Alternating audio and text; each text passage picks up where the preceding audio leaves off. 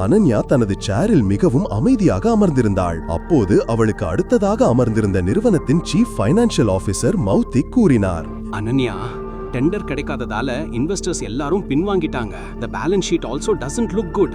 இது கண்டினியூ ஆச்சுன்னா நாம திவாலாகிடுவோம். மௌதேக், you know very well தாத்தா இந்த நிறுவனத்தை உருவாக்க எவ்வளவு கஷ்டப்பட்டு இருக்கிறாருன்னு. இதுல அவரோட பல வருஷ உழைப்பு, வியர்வை, கஷ்டம் எல்லாமே இருக்கு. அது மட்டும் இல்லாம இவ்ளோ சீக்கிரம் கம்பெனி திவாலாகிற நிலைமைக்கு எப்படி வரும்? அது சாத்தியமில்ல. ஏதாவது ஒரு வழி இருக்கணும். அனன்யா, உங்க தாத்தா இருந்தப்போ நம்ம கிட்ட ரொம்ப ஸ்ட்ராங்கான அசோசியேட்ஸ் இருந்தாங்க. அதுக்கப்புறம் சிராகோட இன்ஸ்ட்ரக்ஷன்ஸ் படி நாங்க அவங்களோட டீல்ஸை ஸ்டாப் பண்ணிட்டோம். ஓ நவி சார், நாட் அகேன். இந்த நியூஸை பார்த்ததுக்கு பிறகு யாரும் நம்ம கூட டீல் வச்சுக்க விரும்ப மாட்டாங்க. That's not an option. Mouthik, let's see your plan.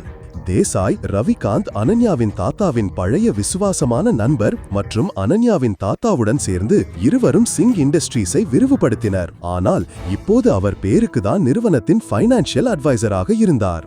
Good morning missus Lobo. Such a bright beautiful Monday. எப்படி இருக்கீங்க? முழு வீடியோவை பாக்கெட் FM தமிழ் யூடியூப் சேனலில் கண்டு மகிழுங்கள்.